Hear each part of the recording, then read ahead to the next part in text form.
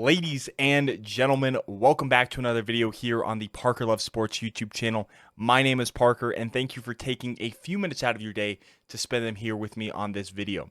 Now, in today's video, we're going over my top 10 running backs of the 2024 NFL Draft. Now, I'm not a professional scout, as much as I like to think I am, and as much as I want to be one day. In terms, I guess, I would love to be a professional scout or even scout here on YouTube, but I'm not at that level yet, so these opinions are my own, and if you disagree, that's fine. Just do so respectfully in the comment section below. Now, this is my daily upload series as I'm releasing a video every single day leading up to the 2024 NFL Draft. Today's running backs, and tomorrow we're going over the insanely stacked receiver class. Now, as always, I do want to remind you that Jesus is King, and I pray that you give your life to Him as He has got a plan and a purpose for you. And I truly hope that you accept Jesus with your whole heart and believe that He died on the cross for your sins and rose from the dead 3 days later. And if you truly believe that, then you'll go to heaven. It's that simple. It's that easy. A lot of people think that it's through all of our works or how many times we go to church. And well, yes, those things are good. It's solely through our acceptance and our faith in Jesus that He lived the perfect, sinless life, sacrificed Himself on the cross, and rose from the dead 3 days later, defying death. And that is what saves us, is our faith and belief in Jesus. A lot of people aren't going to like that I'm sharing this message, but personally for me, I don't care. It's important to me. It's an important message to me, and it's important to spread the gospel with as many people as possible.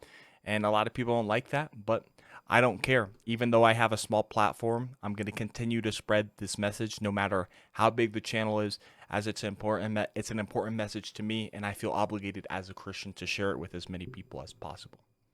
Now, with that being said, let's go ahead and let's jump in to my top 10 running backs in the 2024 NFL Draft class. At number 10, we have Cody Schrader, the Missouri running back. And I feel like I'm a little bit higher on Cody Schrader than a lot of people are. I thought what he did last year with the Missouri Tigers was very, very impressive. And I do have him over guys like Audric Estim, who didn't test super well, Ray Davis, Isaac Guerendo, Jahar Jordan, a bunch of other guys. But Cody Schrader, to me, with what he did last year at Missouri, was very, very impressive to me. So I have him here as my number 10 running back in this class. And Cody Schrader is a very patient runner who waits for the running lanes to develop before he hits the hole. He's got great vision at identifying the open gap and the open hole, and when he also identifies when he needs to bounce outside when the gaps close and he needs to obviously take it to the outside. He maintains balance and stability while running through the tackles. Now, he doesn't have elite speed, but he's got some solid speed, and he will run through defenders. And if they try and arm tackle and they don't fully wrap up and they don't fully explode and take him down properly with a full tackle, we all know what a tackle is, not those arm tackles and trying to drag him to the ground, he will break those arm tackles. And during his time with the Missouri Tigers, Schrader played in 26 games with 446 rushing attempts for 2,372 yards, averaging about 5.3 yards per carry, while scoring 23 touchdowns on the year. Next up, I'm going to try and go through this quickly because last night in yesterday's video, I kind of rambled on, so I'm going to try and go through this a lot more quicker and concise. But my number 9 running back is Dillon Johnson, running back out of Washington. I believe he played for Mississippi State before transferring to Washington, though. And I really like what Dillon Johnson did. And, he did help out Michael Penix Jr. in the college football playoffs. He's a good-sized running back at 6 feet, even tall. He's 217 pounds, and he's solid as both a runner and a receiver. So obviously he's going to help in the run game as a running back. But if you need him to go out and catch some passes, start in the backfield, go out, run some routes, and catch some passes, he's going to be able to help out in the running or the passing game as well. Geez. It's late when I'm recording this, but he's able to help out in the passing game as well. As he's a reliable pass catcher, his hands are very, very good. He's not going to drop many passes. He has quick feet, and he can change directions very quickly. And when he needs to, obviously change his direction is very important. You're running one way, and then the angle gets filled and you need to quickly change your directions to continue running down the field. Obviously, we all know what change of direction is. I don't really need to explain it to you guys, but he's got elite change of direction. But he does lack home run speed, I will say. He ran a 4.68 40-yard dash at the combine, which isn't great. It's not horrible for a running back, especially if you're a power back, but I would have liked to see Dillon Johnson run a little bit faster of a 40-yard time. But yeah, Dillon Johnson is my number 9 running back. He played in 49 games between the Huskies and, of course, Mississippi State. He had 462 rushing attempts. He ran for 2,393 yards. He averaged about 5.2 yards per carry and 27 touchdowns. Next up, my number 8 running back is going to be Will Shipley, the running back out of Clemson. And honestly, when I was making this list and when I was kind of putting it all together, I was like, dang, I kind of want to have Will Shipley higher. And he definitely could be higher. I'm kind of debating if I want to put him over my number 7 back. But for now, he is my number 8 running back in this class. And Will Shipley, he has elite burst and speed. He ran a 4.39 40-yard dash. But not only that, he is an elite receiver, that he is so versatile that you can line him up as a halfback, or if you want to put him in the slot as a slot receiver, you could do that as well. I've seen a lot of people say that he can line up in the slot because of how great he is in the passing game.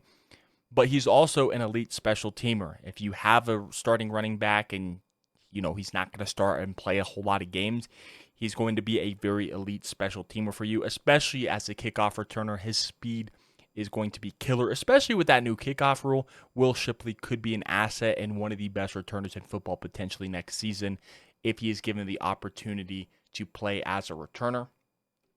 But he also has a great balance and strength to him where he's able to easily break those arm tackles. Once again, you got to fully wrap up Will Shipley or he is going to break those tackles.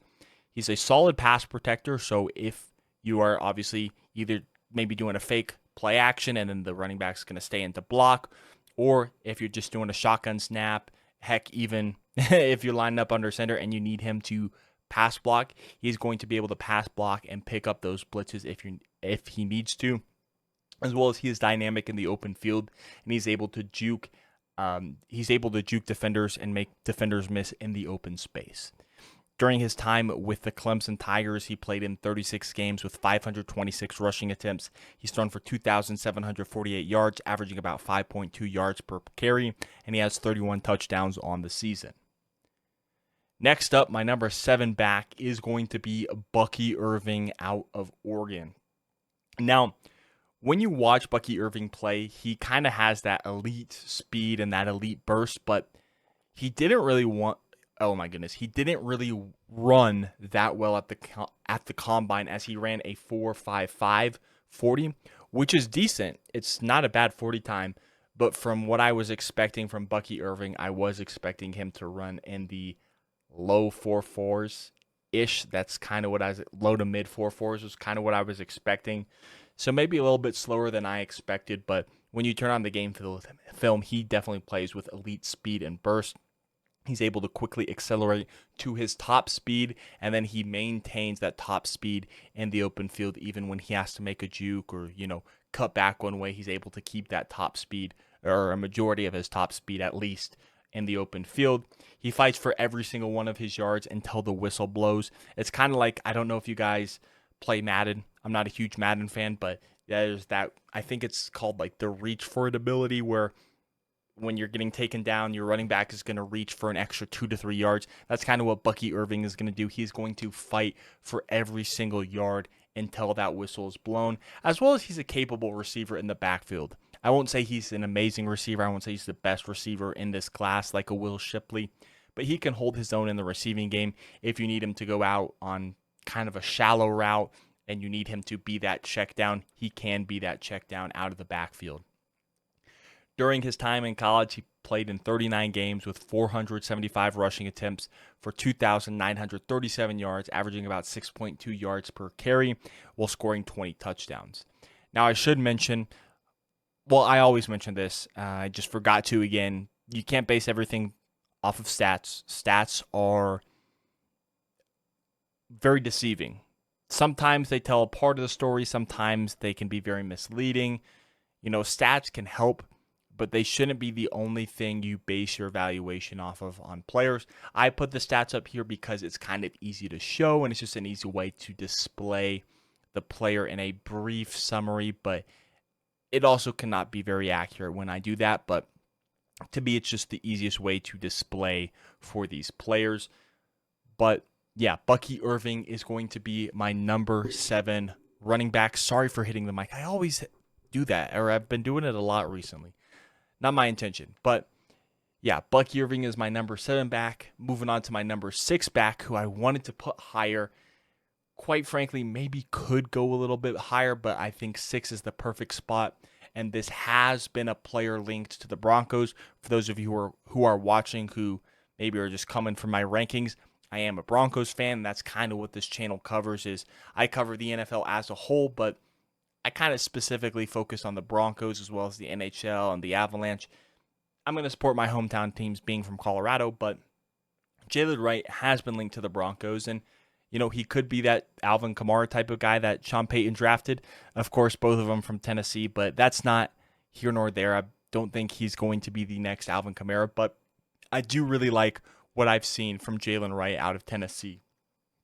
Now, Jalen Wright has great acceleration, making him able to stop and start with ease. I don't know if you guys have seen it, but essentially you're running and then you come to a stop. You let the defender who's coming in from the side run right by you, and then you start to run again.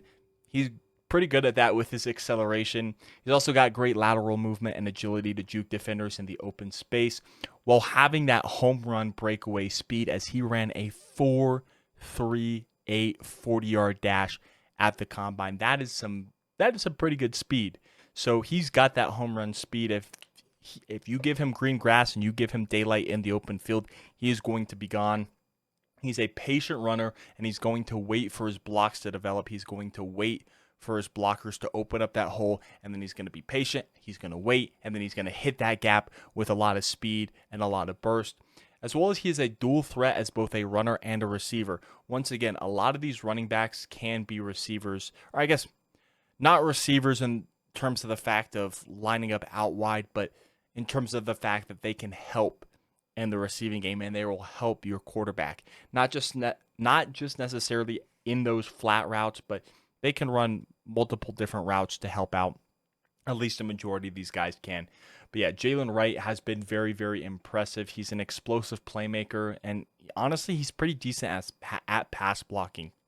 He's not the best in the class, but he is pretty decent at it. So Jalen Wright is my number 6 running back, and if the Broncos took him in the mid rounds, maybe, it's kind of tough to project where he's going to go, but at the right value, I would not mind picking up Jalen Wright. Even though we got Javonte Williams, Samaje Perine, Jaleel McLaughlin, Jalen Wright would be an explosive and a dynamic playmaker added to Sean Payton's offense. During his time at the University of Tennessee, he played in 34 games with 368 attempts. He ran for 2,297 yards, a 6.2 average, and 18 touchdowns. And a lot of these guys, of course, have receiving stats. This is not the receiving stats. I am just showing the rushing stats. Some are pretty solid receivers. Some are really great receivers, but others maybe not so great in the receiving department. So I'm just putting up what they did as a runner in college. But next up, we are moving to my number 5 running back, and that is going to be none other than Jonathan Brooks, the running back out of Texas. Now, a lot of people might have Jonathan Brooks as their top back, and you could honestly say that for the next 5 guys coming up. But to me, Jonathan Brooks is a dynamic playmaker. One of the reasons why he kind of fell down on my list is he is coming off of an ACL injury. So I don't know how ready he's going to be for the start of the season. But if a team is willing to draft him, maybe put him on IR for the first 4 weeks, he could add a dynamic, or he could be another dynamic weapon to a very potent offense of whoever takes him. He has very quick and light feet, making him able to start and stop very easily, like we mentioned before. He is one of, if not the most elusive backs in this draft class, making him very difficult to tackle and bring down in the open space. He's really, really good at selling the play action pass. Thanks to NFL Draft Buzz for this one. When I was reading into him, he's really good at selling the play action pass. And I know you guys know what that means is, he's really good at faking the handoff and then selling it as a run when the quarterback drops back in the play action. Of course, you guys know what that is. I just wanted to explain it very briefly. He's also got very reliable hands in the receiving game, and he's got a great catch radius as he is going to catch pretty much anything thrown into that catch radius, as well as he has great vision to identify the open hole and then hit the open hole to get it as many yards as possible. So Jonathan Brooks is my number 5 running back. In 22 games with the Longhorns, he played in 22 games with 238 rushing attempts for 1,479 yards, averaging about 6.2 yards per carry while scoring 16 touchdowns during his career.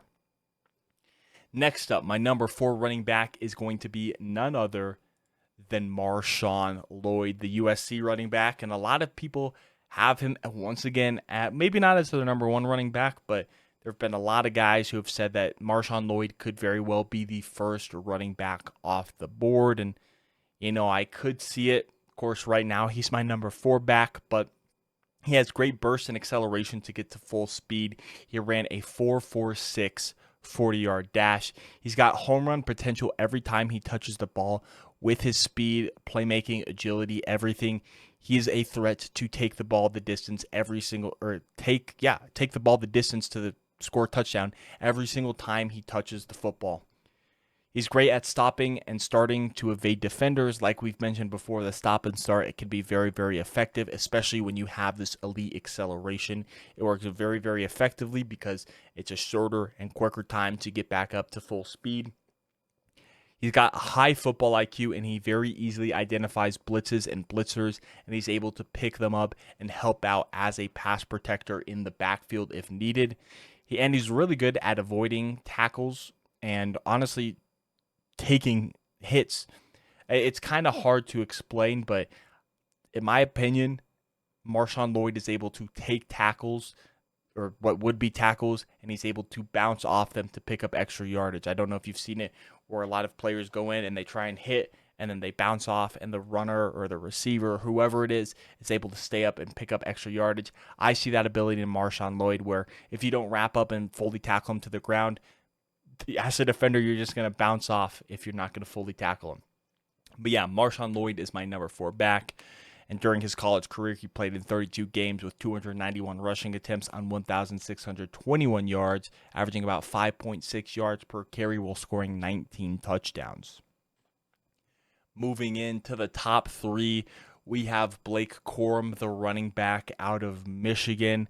Now, Blake Corum is very, very interesting. He's a very shifty and slippery back who's able to escape tacklers in those tight situations. When he runs, he has his pad height at the ideal level, I would say, and he can easily make the first defender he faces miss. Now, due to his frame, which he's about 5'8", 205 pounds. I don't know why I said about. He is 5'8", 205 pounds. Corum can be a tackle challenge just because of how small he is.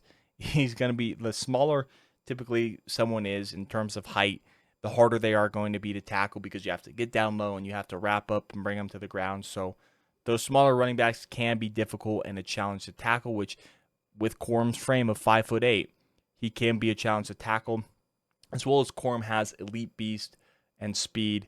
And every time he touches the football, similar to Marshawn Lloyd, every time Corum touches the football, there's the threat that he can take it the distance for a touchdown. He has that home run threat like Marshawn Lloyd has. And yeah, Corum, a very, very solid back coming out of Michigan. Is he a starter? He could very well be a starter, but maybe for his first few seasons, he's more of a complimentary back. But I very well could see Blake Corum being a potential number 1 back, and that's why I have him as my number 3 running back in this year's class. In 45 games, he has 675 attempts for 3,737 yards, averaging about 5.5 yards per carry, while scoring 58 touchdowns. Moving to my number 2 running back, it is going to be none other than Trey Benson, the Florida State running back. And Trey Benson could very well end up being the best running back in this class. And I know I've said that for the past few guys, but there's not a clear-cut number 1 running back in this year's class. Trey Benson out of Florida State, he offers great burst, speed, and acceleration, but he also pairs that with great endurance. If you've ever seen him trying to run down the sideline, he is able to outlast and outpace his defenders, where he's at top speed, but he's got that endurance to keep going at that top speed to take it the distance and outrun defenders. He has decent vision where he's able to identify the open hole. Maybe not the best vision out of the entire class, but he is still able to identify and obviously hit the hole as a solid running back. He's got a good build, and he runs with solid strength. He's about 6 feet, 216 pounds, very, very strong running back, and you can see how physical he runs the football. As well as he is solid, I should say, in the receiving game. Maybe nothing crazy in the receiving game, but yeah, he's pretty solid as a receiver. Does need to work on catching the football, though. Maybe has a little bit of concentration drops, but other than that, Trey Benson is a solid receiver. Solid to decent receiver, I would say. I'm kind of going back and forth between, do I want to say he's solid? Do I want to say he's decent on how I want to describe it? I would say solid to decent receiver. And then as well as he's decent at picking up blitzes and helping out as a pass blocker in the backfield. Now, during his college career, he played in 36 games with 316 rushing attempts. He ran for 1,918 yards, averaging about 6.1 yards per carry, while scoring 24 touchdowns. Now, moving on to my number 1 back, which might be a shocker to some, but to me, he's the clear-cut number 1 running back. Well, maybe not clear-cut, but he is my number 1 running back, and that is none other than Braylon Allen, the Wisconsin running back. Now, I was first put on to Braylon Allen as a player and a prospect by my uncle about 2-3 years ago when it was his freshman year, when he was only 17 years old, and he was the starting running back for Wisconsin in their bowl game. And ever since then, I've been watching Braylon Allen very closely because Braylon Allen was kind of my uncle's guy that he was watching ever since he came into college. He's kind of been like, oh yeah, it's my prospect. So then it's like, okay, I'll keep an eye on him. And I've been very, very impressed with Braylon Allen. He is very, very big in terms of his size. If you've seen him, or if you were watching the combine, I guess, and you saw him line up next to the other running backs, he was massive compared to them. And then if you've seen, there have been pictures of him and Derrick Henry, and Derrick Henry towers over him. It kind of puts into perspective how big Derrick Henry is. But yeah, Braylon Allen is a pretty big dude as well at 6'1", 235 pounds. Another thing that I really like about Braylon Allen is he does not have a lot of mileage or tread on the tires, so to speak, as he is only 20 years old. So he's got a lot of prime left in him. A lot of running backs, when they come out, maybe they're 21, 22, 23, and they've had a lot of carries in college. Braylon Allen is fresh at only 20 years old. He's still got a long time ahead of him before the tread on the tires starts to show itself. He's very agile and versatile for his size. He ran a 4.4 40-yard dash. Now, he didn't run that at the combine. I don't know if that was run at the pro day, but from where I got the information, he ran a 4.4 40-yard dash. That could be an unofficial time, but for his size, 4.4 is very, very solid. He has great vision, and he has he's very decisive in terms of identifying the hole, and when he identifies it, he's decisive, and he's going to execute it, and he's going to run through the hole. Very physical runner, and he's going to fight for every single yard until the whistle blows, like I mentioned earlier with Bucky Irving. Yeah, he's a very physical runner. He's going to fight for every single yard, and he's going to pick up that first down, and he is not going to stop until that whistle blows. A lot of people might think, oh, Braylon Allen isn't that great of a receiver out of the backfield, and I kind of see their point, but in my opinion, I think is actually an underrated receiver. I think he can help out as a receiver in the backfield. Maybe that's just my bias, but I do think that Braylon Allen can be a contributor and can help out of the backfield as a receiver and in the passing game. Does need to maybe pick up blitzes a little bit more and help out as a pass blocker on those passing situations, and needs to maybe expand his route tree just a little bit out of the backfield. But in my opinion, he's got all the tools to be a receiver, so I think he's an underrated receiver. Now, in terms of what he did in college, well, he played in 35 games with the Wisconsin Badgers with 597 rushing attempts. He ran for 3,494 yards while averaging 5.9 yards per play while having 35 touchdowns in his career. And yeah, that is why Braylon Allen is my number one running back in this class. But that's my rankings. Let me know what your thoughts are in the comment section below. If you disagree, make sure you do so respectfully. But anyway, thank you so much for watching. My name is Parker. I hope you enjoyed. And in tomorrow's video, we're going over the top 10 receivers in the 2024 NFL Draft. So stay tuned. Thank you for watching, and I'll catch you in the next one. Peace out.